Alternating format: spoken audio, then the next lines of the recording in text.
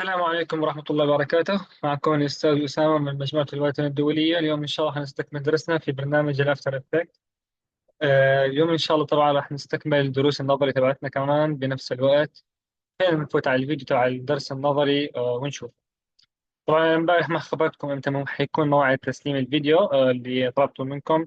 طبعا موعد تسليم الفيديو حيكون لغاية يوم شو اليوم، يوم الأحد، يعني يوم الثلاثاء أربعاء حيكون آخر موعد للتسليم. هاي بالنسبة للتسليم. هلا خلينا نشوف بالنسبة للفيديوهات تبعتنا نحن وين وصلنا.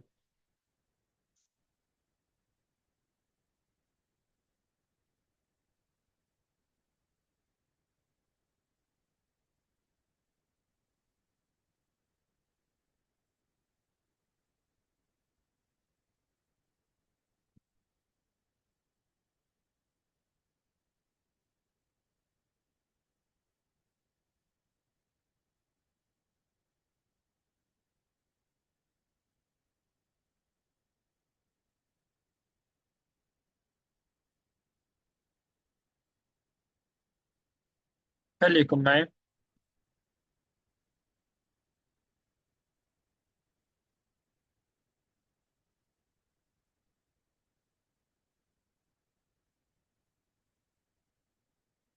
راح نشوف هلا عن الفيلم ميكر. خلينا نشوف بس ليش ما في صوت عنا. أعتقد لأني حاطط السماعة. هلا الموضوع صار أحسن. خلينا نشارككم الفيديو.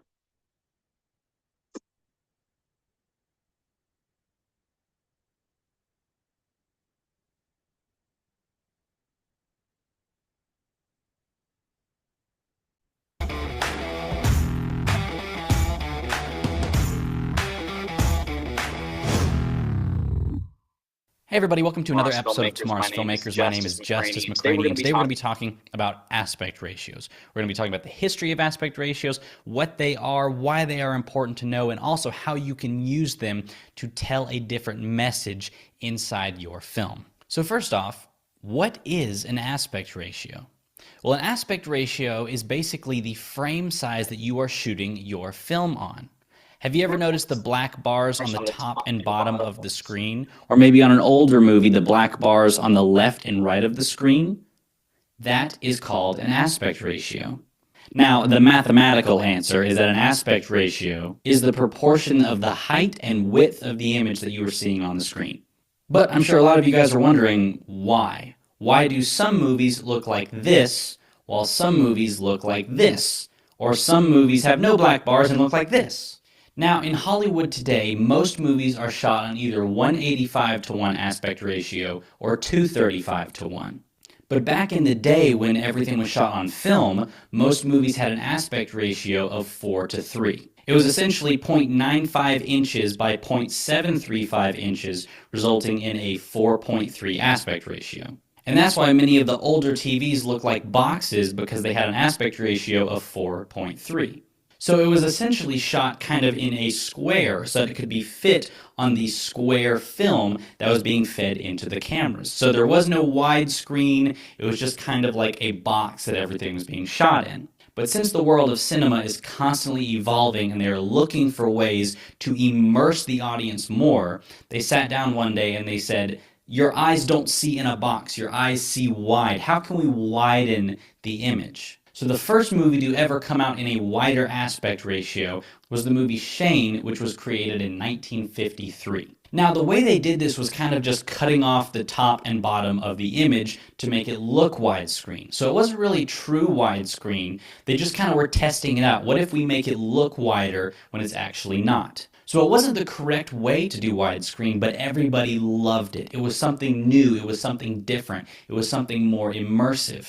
But they soon realized that cutting off the top and bottom of a film was just not going to work. So they started to look for ways to be able to print a widescreen image on the small square film that they are still using. And that is when the anamorphic lens was invented, which the technology is still used today. Now, I was planning on doing an entire episode on anamorphic lenses, But essentially, what an anamorphic lens is it basically distorts the image so that it can be squeezed back to its original shape later. So on a 4:3 film image, the lens would make everything shot much taller and distorted, and that way it could still capture really wide shots. But once you shot it, the image would be stretched back to its original size, resulting in a very wide image that would still fit on a 4:3 film stock.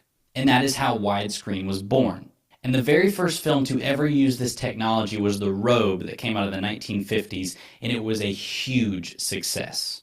And after that, the technology just kept growing and growing and growing. They took it to the extreme with Ben-Hur, which was shot in an incredibly wide 276:1. It's so wide that they don't even really use that aspect ratio today unless for a specific reason, but back in those days it was incredible to be able to see so wide.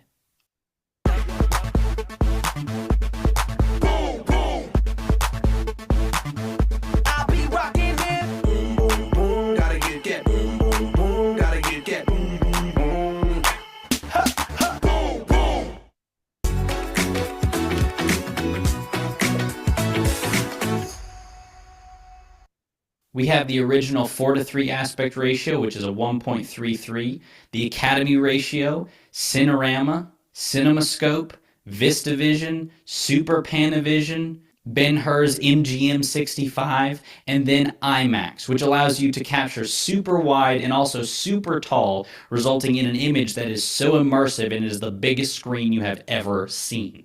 Now, in today's culture, the most cinematic aspect ratio is either 185:1, which shows almost the entire frame, or 235:1, which is widescreen and you can see really wide.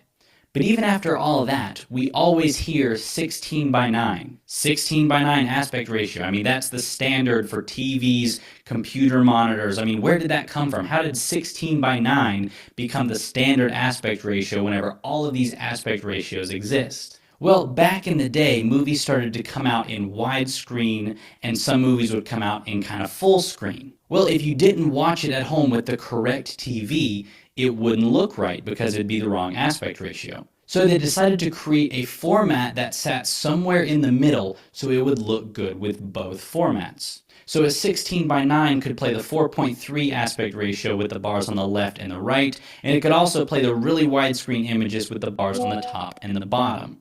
So the reason they made 16:9 the standard is because it could basically play every aspect ratio and still look good. And the funny thing is, 16:9 became the standard for everything after that. Widescreen DVDs are 16:9, 1920 by 1080 HD video, that's 16:9 format. Even a 4K UHD is 16:9 format. And that is the standard for all film and digital media.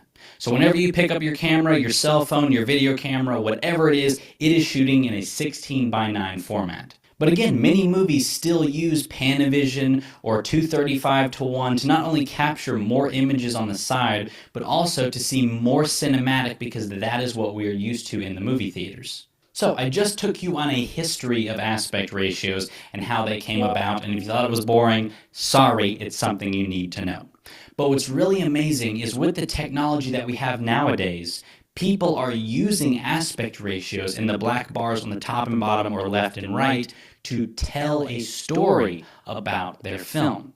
So if you haven't figured this out by now, every single aspect of filmmaking, no matter what it is, can be used to convey a message, even the size format that you are shooting your film in. For example, aspect ratios can make someone feel very claustrophobic and tight and not a lot of breathing room.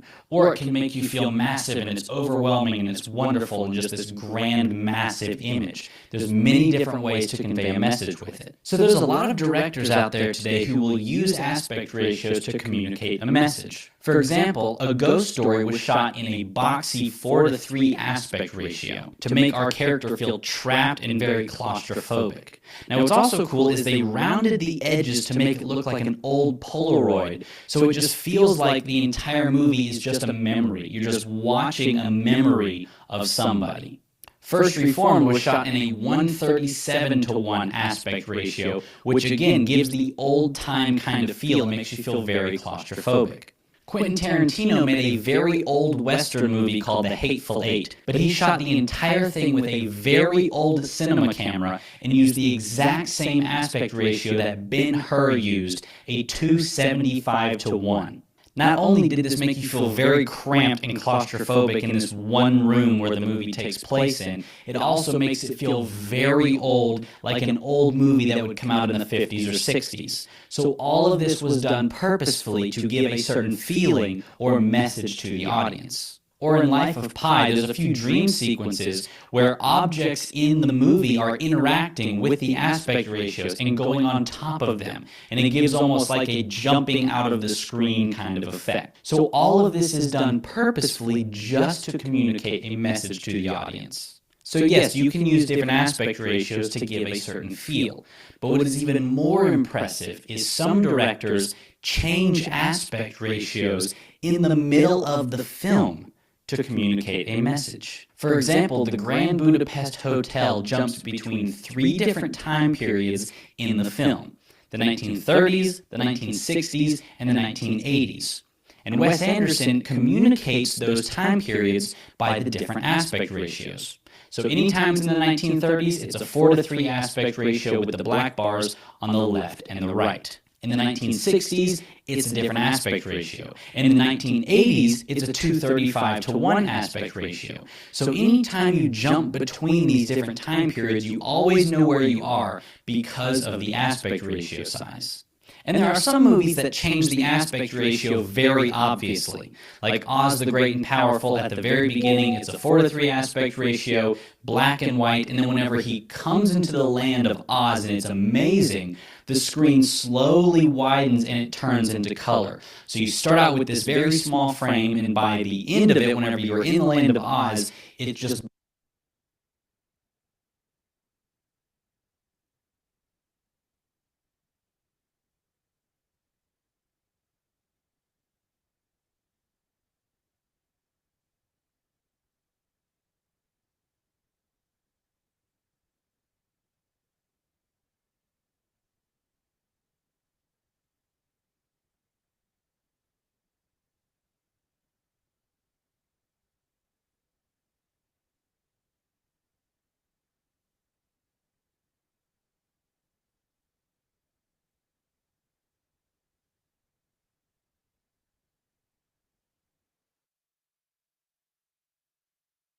blows you away, because not only does it turn to color, but the screen gets larger and you just feel how amazing it is. There was a movie that came out in 2014 called Mommy, and it was actually shot in a 1:1 aspect ratio, which is a very small box. So our main character feels small and insignificant and claustrophobic, and we feel the same way too. Well, in the film, the main character actually stretches the aspect ratio to a normal size. And whenever he does this, it feels like a breath of fresh air to not only the character, but also to the audience. We are feeling the same thing he is feeling by widening the aspect ratio. Scott Pilgrim vs. the World changes aspect ratios whenever there's a fight scene, and so on and so forth. There are tons of movies out there that change aspect ratios in the middle of filming to communicate a message to the audience. Now that's a very obvious way of changing aspect ratios, is just switching back and forth, but my favorite way that directors tend to use it is to use it very subtly so that you don't really see it, but your brain can see that something is happening and you start to feel a certain way. For example, in The Dark Knight Rises, Christopher Nolan shot in IMAX and in 235:1. So some shots have the black bars and some shots have no black bars because it's IMAX. Now, whenever Batman and Bane are about to have their very first fight, you see the black bars, it's widescreen, and then right whenever the gate closes, those bars are gone and it's IMAX. And it gives you the feeling of something massive is about to happen. They are about to fight, something bad is about to go down. So the aspect ratio changes, but it's not something that you notice, but your brain automatically starts thinking like, oh, this is serious, this is going to be something massive. In The Hunger Games Catching Fire, it is shot in 235:1, which is normal widescreen. But everything that takes place in the battle is shot in IMAX. So whenever Katniss is about to go to the battle, it's 235 to 1, it's intimate, it's close, you feel claustrophobic, and then right whenever she's going up the tunnel to the battlefield, those bars slowly go away to where you are sitting there in the middle of the battlefield just seeing this massive, overwhelming event. So you're starting to feel exactly what Katniss is feeling, this overwhelming amount of just this massive battlefield. So it starts in 235 to 1. As she goes up into the battle, it switches to IMAX. And on top of that, you can be even more subtle than that. In the film It Comes at Night, it was shot entirely at 235 to 1. But whenever our character has a nightmare, all of those shots are in 275 to 1. So you automatically know when our character is having a nightmare because the aspect ratio changes in its much wider screen. But during the final act of the film, when it comes to its terrible end, the aspect ratio slowly shrinks to a staggering 3 to 1 aspect ratio, which is a very, very small wide screen.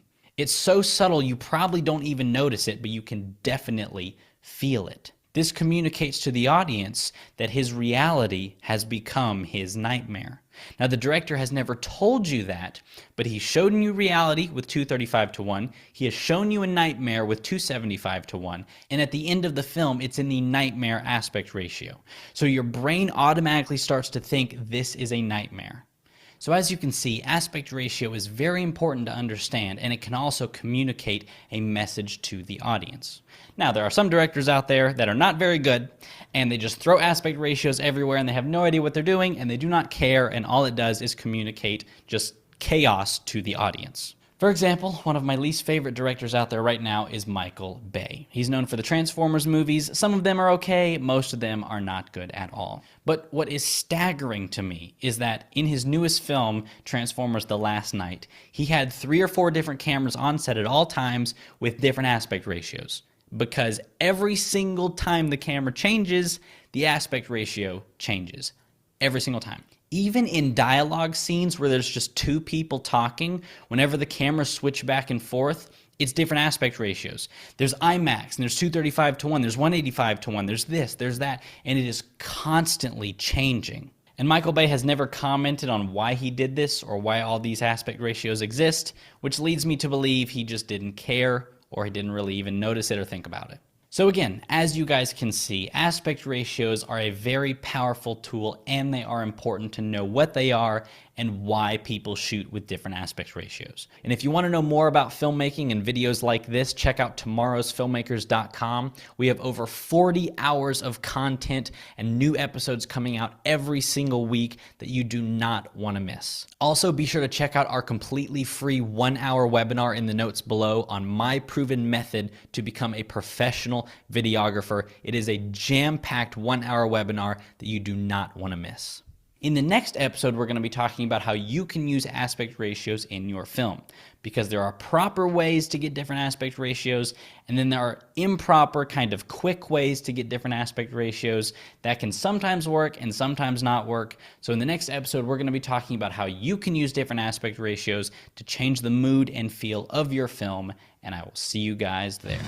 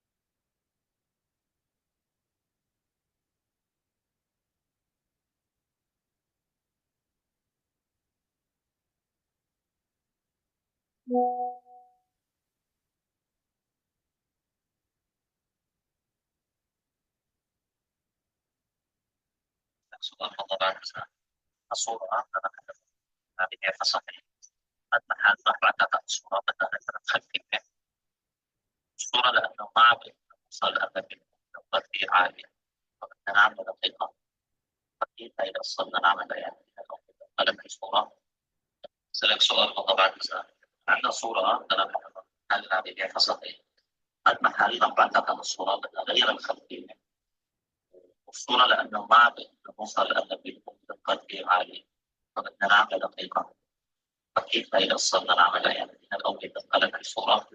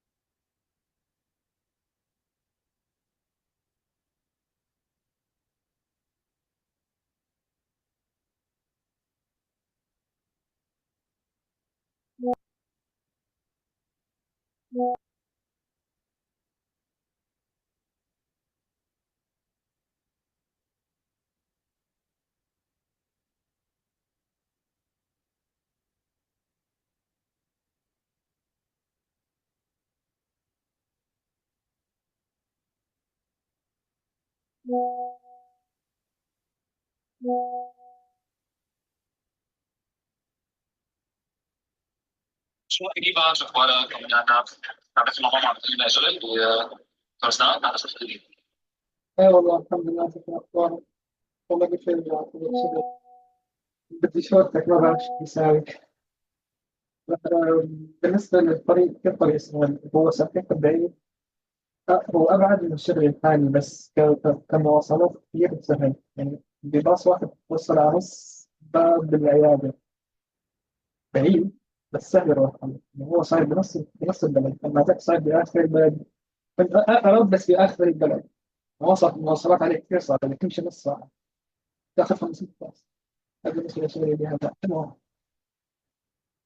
أهم الأتراك هي من العيادة أسنان والسياحة العلاجية آه، حكينا معه هو صاحب الشغل التركي إذا حكيت مع مسؤول الميديا عربي أتراك كثير حلو يعني وبيدفعوا هم الأتراك بيدفعوا يعني قبل دراسي يعني زي اللي عم باخذ 19 هذيك آخر 35 في بساطة أريحية بس حكيت مع وجه الشغل يقول لي تمام في جربك الأسبوعين تعال بكرة عندي الساعة يمكن على الساعة 9 9 ل 6 إيه فما بدي أخسر الشغل اللي أنا فيه بنفس الوقت ما حاب يعني يمكن بعد أسبوعين من الشغل معه التجربة يمكن ما نجح أنت علي شلون فما بعرف شو أسوي شو بدي أحكي بالشغل تبع حالي وشو بدي أعمل بالنسبة لعيادة الأسنان لسه مو جاهزة لسه يعني بيوفروها بدها 20 يوم على شهر تجهيز فهنشتغل بقهوة على بال ما تجهز فعبالي إني أحكي له إنه شو رأيك عبال ما تجهز القهوة اشتغل بالبيت وبس ننزل العيادة بيجي على الشغل لأنه هو بده يعني يصور كمان يصور قبل وبعد المرضى وأنا أساسا بعد تقريبا 20 يوم راح أصير أونلاين بشغلي الحالي، مو كان أفكر إني أعمل، فما أوقع صراحة.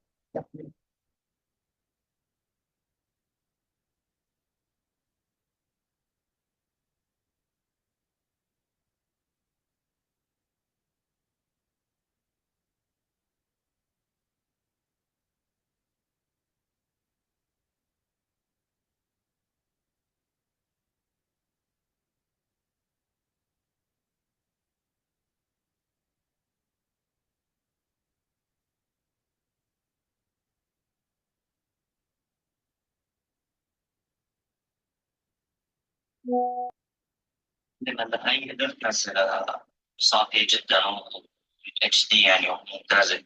بس بدي يغير الخلفية، يعني ناخذ غير لون مثلا أو شيء، يعني مثل تبديل هاي الخلفية. عرفت علي كيف؟ والله معلم إذا فيك تحطه بيكون ممتاز، إذا ما في خلينا نجرب والله شو بيطلع معنا. هاي نقطة زائد نقطة أنا عم بفتحها عم تطلع لي من الصورة الأوكي، ما عم بقدر استخدمها بكاميرا حتى. ليش طيب؟